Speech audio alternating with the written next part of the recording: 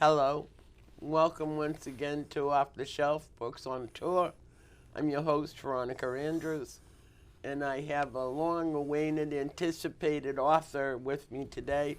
We were due to meet about 3 years ago before ye old pandemic hit, so I have had his book well read, well understood.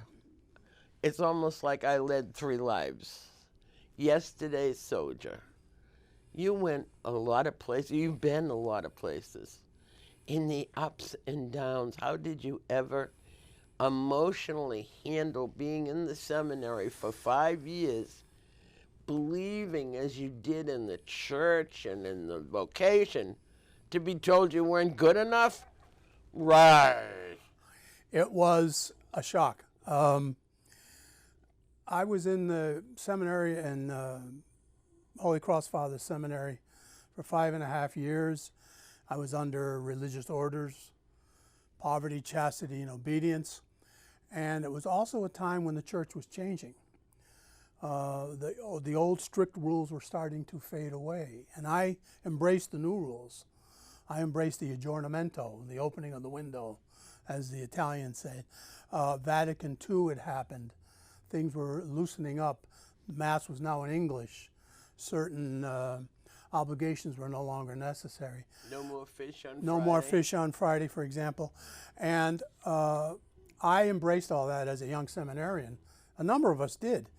And it kind of angered the old Oh, it was hard. timers. It's hard. And they made me pay for it in the end by telling me I had a temporary vocation. Instead of sending me to theology and ordination, they let me go. Oh, you really think that it was more political than vocational? Absolutely. Wow. Yeah. My church was one of the last churches to turn the altar around. My old timer, and he had to be buried out of the church with it facing that way, and then they faced it this way.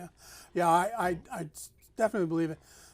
There was another member of the seminary who I talked to later after I wrote the book, and he said when he left he got the same story, that the draft board was going to come and get you and put your affairs in order and stuff like that.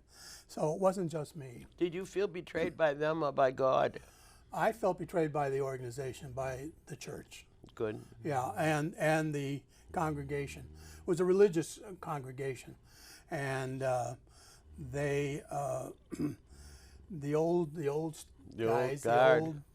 They just were trying to fight the tide, and so I was told I was going to graduate from college. Thankfully, they let me do that, but I was facing the draft, and I had no job, and I didn't know what I was going to be doing. And then they sent us to South Carolina for infantry school, where you learned how to shoot every weapon the Army had. You learn small unit tactics. You learn how to kill people in a variety of ways. And I was a good soldier. I scored well on all my weapons training. Didn't cause any trouble. My mind was fully set on learning everything I could, because I knew where I'd eventually end up would be in the war. So I learned. Now this was the Korean War at the time? This was Vietnam. Vietnam. 69. Okay, yep. So I learned how to shoot. I'm aging myself. Sorry about that. I learned how to shoot the M60 machine gun, the M16 rifle, the grenade launcher, all those weapons. I wanted to be expert in them, and I was, because I knew I needed those skills. At the end of my training in infantry, they said, you know, you're a college guy. You ought to go to our officer candidate school. And I thought, well, maybe I can learn. That's a compliment. It was. I mean, it was also yes, it was a compliment. At the moment. But I thought then, well, you know, if I went to officers candidate school, I might learn some more stuff that might help me survive. And it was at officers candidate school at Fort Benning, Georgia, when I think my spirit finally arose and said, Tom, this is wrong. I was watering the lawn. We had different details we had to do at the end of the day's training. And I was watering the lawn in front of the company headquarters. And all of a sudden I started to weep uncontrollably. And I I didn't know what was going on. I was very scared. And then kind of a voice, it sounds corny, but kind of a voice said to me, "You don't belong here. Get out of here. You're not a killer." And that started my second trip down. You weren't a coward, that's for sure. No. So I went to the first sergeant and said, "First Sergeant, I've got to leave this. What can I do?" And he said, "Well, when you agreed to be an officer candidate, you signed a contract," which, of course, I did. And he said, "If you try to leave now, the Army will send you to Fort Leavenworth for breach of contract." Oh, he said, "But if you agree to stay in the Army in another capacity, perhaps you'll be granted your conscientious objector status, but you'll stay in the Army for the rest of your contract." I said, "That sounds like the best way to do it." And so he gave me some good counsel. Now, the reason why he did is just funny. When I arrived at the officers candidate company, the first sergeant liked to meet all of his candidates before all the crazy stuff starts. And we started talking, and he saw my Army record that I had studied Asian politics. It was a minor of mine in school. He was a big Asian studies guy himself. So we had this long discussion about how did MacArthur treat the Japanese after World War II and blah, blah, blah. So we had established some kind of connection. And so when I came to him, he was open to helping me out. To talk to you. And helping me out. He knew you weren't just trying I wasn't, to escape. No. Now, what did that mean? I mean, I had to leave the officer candidate school, go to what they called a casual company. And that's a place where soldiers who were waiting for assignment would be bunked and barracked. And they also would be cheap labor for the Army. And I spent the next 4 months waiting for the Army to make a decision. Went through a lot of harassment. You have to dig a hole and bury a cigarette butt and then dig it up. All that stuff. Yep. But more modern. Go to the different mess halls in the post and clean up all their sewage pumps. And grease pits. Grease pits. On the weekends, when everybody else in the casual company went on weekend pass, I was out in the firing range filling sandbags. So they did all that kind of stuff to me. And unfortunately, more often than not, those that were the hardest on you wanted to be conscientious objectors themselves, but didn't have the courage to do it. Perhaps. Yeah. I also found out, and it was only at the end, that the Army thought I was a threat. So they assigned a criminal investigation officer to me, and he befriended me. He said he was just another casual. And I needed some friendship. I was feeling very alone down there, being a Yankee boy down south. Your parents must have felt terrible. They were. They were very upset. I mean, as I wrote in the book, they were disappointed that I didn't get to ordain. Were you their only child? No. Oh. I was the middle child, first son. Okay. 2 sisters ahead of me, a brother and a sister behind me. But as I said in the book, they were disappointed that I didn't become a priest. They were disappointed that I chose not to be an Army officer.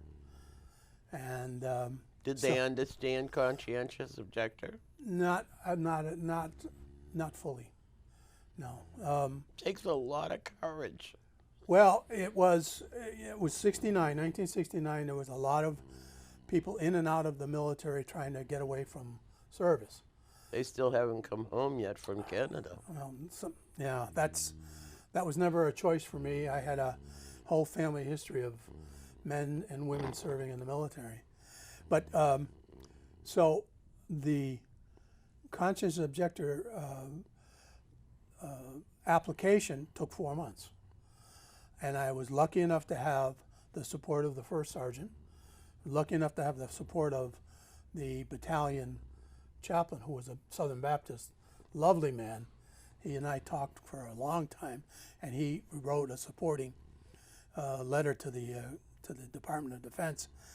That wasn't the case of the Catholic chaplain. Catholic chaplain came down to the casual barracks, called me out of formation one day, and read me the riot act about not wanting to fight the communists and kill a communist for God and country. And he was a lieutenant colonel, so I just nodded my head. I didn't say anything, but I didn't pull back my appeal. I finally got adjudicated. Yes, you can be a conscientious objector, and we are sending you to U.S. Army Combat Medic School at Fort Sam Houston. And I said, that's great. I'd rather take a life than save a life than take a life.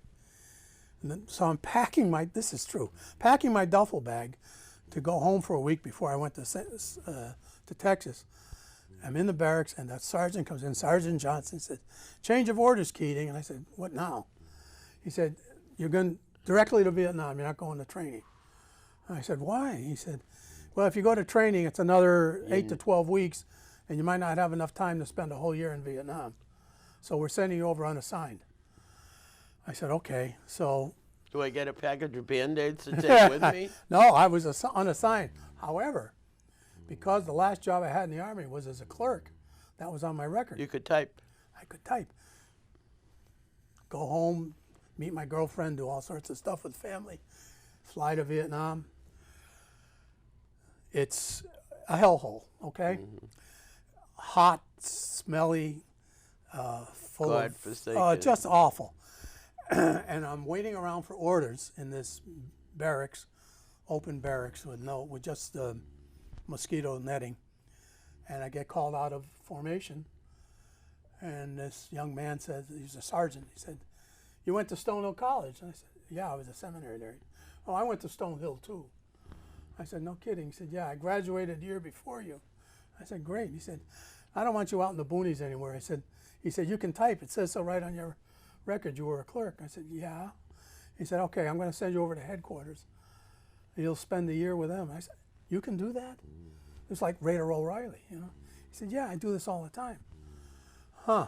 I said, well, how long you got remaining in country? He said, 2 weeks. So, you know, it all kind of fell God took care of you. That's what my mother kept saying. Yeah, he did. No matter how much you plan, no matter how many notes you take, no matter how much he's in charge. Absolutely. We're not.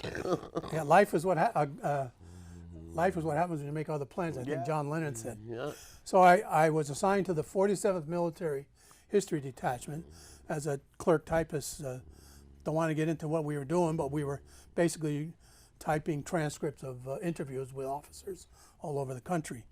And we dodged the rockets and we dodged the mortars that came in to the post morning and night, morning early and just after dark at night. That's what they always did. And I got to make some friends with a few of the local nationals, the Vietnamese, one of which was An, who I wrote about in the book. My father had given me a rosary when I went over, and I hung it on my bunk post. And I also had my picture of a peace symbol on my wall, on my locker, which the Army didn't like, but whatever. You know, the famous peace symbol. Mm-hmm. And we had hired these women and men to clean barracks because we were working 12, 14 hours a day. And she saw my rosary and she said to me, you Catholic? And I said, yes. She said, I am too. My name is An, like St. Anne. And I said, my name is Tom, like St. Thomas. So we began a relationship. And they were people just like us. She was a married woman. Her husband was in the Vietnamese army. She hadn't seen him in a year and a half. She had 2 kids. She looked like she was 40. She was probably 20. She worked hard. She worked real hard. And the government would pay her like $10 a month. I would pay her in cigarettes because the black market was much happening and they could get more money with the cigarettes that I sent her. So anyway, she became a good friend of mine, and she would tease me when I would not go to church because I didn't go to Mass anymore. And she would tell me what saints' days. She was a very religious girl. But those were the rules of men. Mm-hmm. Those were not the rules of God. Mm-hmm. Mm-hmm. And I knew that when I was 14. And I didn't know about conscientious objector, but by Jesus, they knew I was there. Yeah, yeah. That totally confused me. Well, I was funny because when I arrived in my unit in Vietnam, everybody gets assigned a rifle. So I went to the armorer, which is what you have to do, and he says, okay, and I said, I can't take the weapon. He said, why not? I said, I'm a conscientious objector. I'm not allowed to touch a military weapon. He said, what? He never heard of it. He said, what are you going to do if they come over the wire? I said, I don't know. But Right. I said, I can't carry. He said, well, here's what I'm going to do. I'm going to assign you a rifle, and I'm going to give you the serial number, but don't touch it. Typical Army, right? Go around. So I always had a rifle assigned to me, but I never used it. And when I go on guard duty, I was usually the guard duty driver for the officer. And we'd go around during the night checking on the bunkers, and the guys make sure they were awake and they had their weapons loaded and all that stuff. And it was at one of those nights that I was shot at by an enemy sniper. Missed me by, it was very close. And the reason why is because way back in the middle of the base, somebody had turned on the headlights of a truck, and it silhouetted us. Wow. So they were watching. They were just watching all anytime. along, just waiting for that. And so I was, once again, the plan. It missed me. So anyway, I saw some ugly things over there, but I got through it. Ann and I had a very good relationship. Before I left at the end of my tour, she invited me to lunch, which is a big honor for a Vietnamese to offer lunch to somebody. And it was the first time I had chicken pho. And it was spicy as hell. But I had to eat it, you know. And I presented her with another carton of cigarettes, and we left. And I was gone 2 days later. Did you hear from her after? Never heard from her again. I love the story of at the airport. Yes. And when so many of our men were treated wrong. and Absolutely. bad. You were. Did you know they were treated poorly? Oh, we had heard. And in fact, when we were getting discharged at Oakland Army Base, the commanding officer, whoever Told he you to was, wear your civvies? told us to wear civilian clothes if we could, because there were people out there who would throw stones at you or spit on you and stuff like that. This was 1970. I didn't have that luxury because I chose to have the government pay for my airline. And in order to use the airport, I had to wear the uniform. So I get to the airport at 2 o'clock in the morning, 3 o'clock maybe, and I'm hungry as hell because I hadn't had anything to eat in 14 hours getting out of the Army. And this red cap saw me, and I don't think we have red caps anymore, do we? I don't think so. I did a book a couple of weeks ago, and the men always called them the Porter. Uh-huh. Because that was the name of the man who owned the railroad. But they were the usually African American yeah. who would come and pick up your bags and take it to the gate. Anyway, this guy's walking down. And he says, "Soldier, you hungry?" And I said, "Absolutely." He brought me downstairs to the employee diner. Had a wonderful breakfast.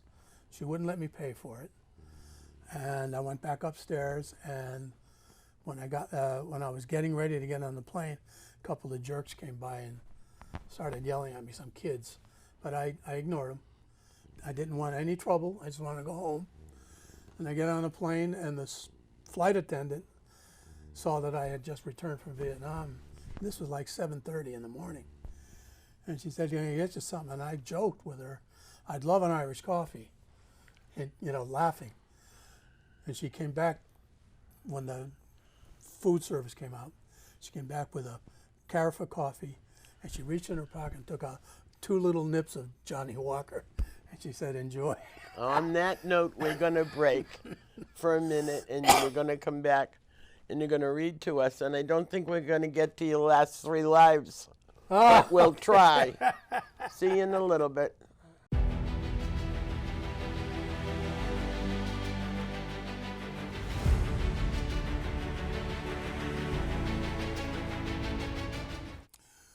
I have a couple of excerpts from my book, Yesterday's Soldier, that I'd like to read. One of them is at the beginning of the book. Near the end of my senior year, I was called in the Father Superior's office to receive my assignment to theology and to ordination at Notre Dame University. It was a shock then when he said, "Tom, we don't think you have a true vocation, and we will not send you to theology. You will not be ordained. You have what we call a temporary vocation. Tom, we also are required by law to notify your local draft board immediately of this change in your status from seminary to 1A available for military draft. We will have to send the letter before you leave." Just like that, my life had changed. I was not going to be a priest. I could be sent to a country 10,000 miles away and could be carrying a rifle, walking in rice paddies and jungle. It was 1968, the bloodiest year of the Vietnam War. I had a bachelor's degree in philosophy and a 1A draft classification. I was a prime target for the draft. Near the end of the book, after I had returned, I went back to the seminary, just for old time's sake. I was walking down the hall, looking at all the places I was at when I was in the seminary, and I bumped into Father Brown, who was the new head of the seminary.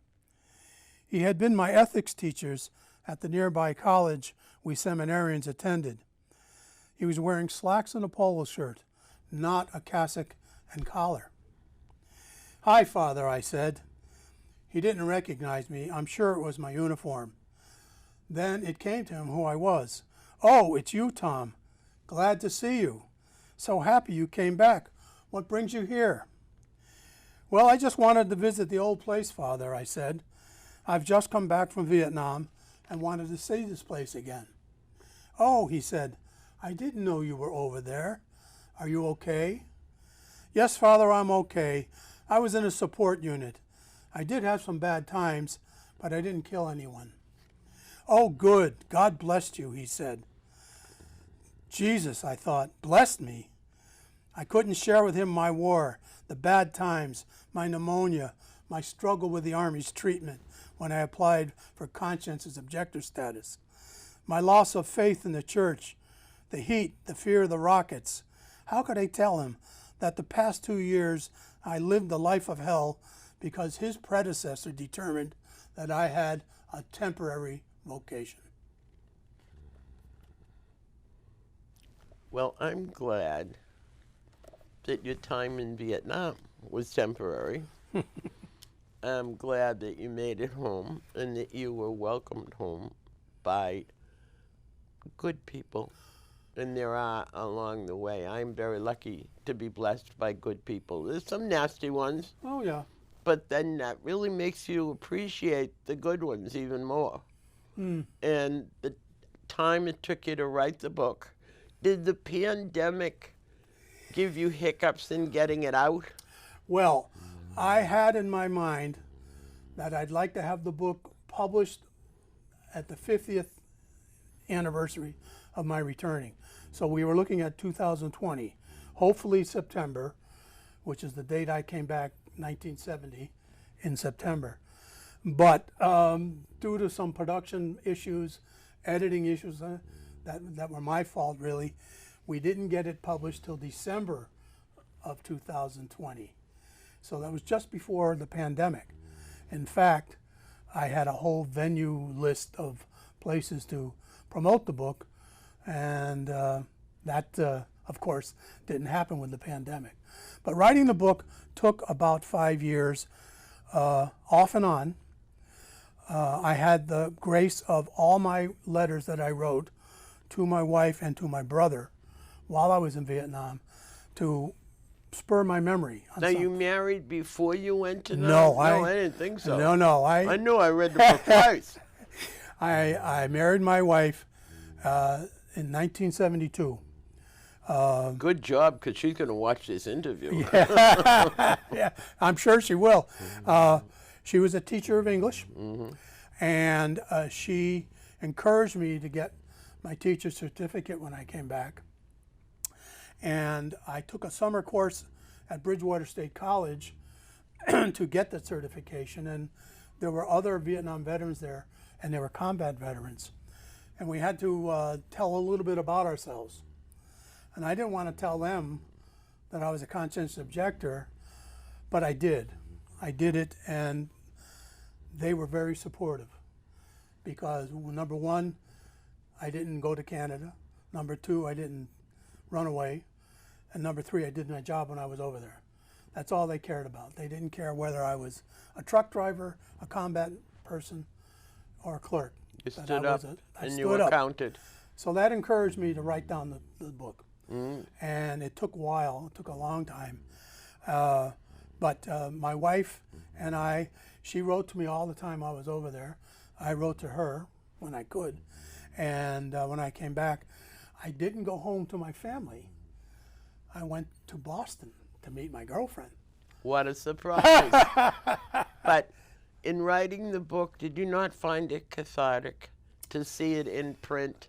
Absolutely. To get it out of your heart and out of your soul? Didn't you find peace? I did. The original version of this book was another 100 pages. There was a lot of vitriol in it. There was things that really people don't really need to know. That were but you needed to get them out. I got them on paper. My editor, my good editor, Catherine Parnell, helped whittle that down to the story. The story being me leaving the seminary, trying to be a good Army soldier, applying for CO status, and then going to Vietnam. That was the line she wanted us to go. Are you going to write another book? I'm writing another book now. Okay. Which is called, working title is Welcomed Home. It's about the 2 years after I returned, which include getting a career, getting married, buying a house, all the time readjusting to the war that changed my life. Not easy. Not easy. No. And the book is, this is a little harder book because I'm trying to recreate things without the help of letters in a journal. Ah, you have to depend on your memory. And my memory, and so what I'm doing is I'm using as a memory kick the music of the late 60s and early 70s. What was I doing when I heard that song? Yeah, and I it write does down a good and that helps. That helps. Good. Did you ever teach? I taught for 8 years. Oh, good for you. Taught U.S. history in a town called Burlington.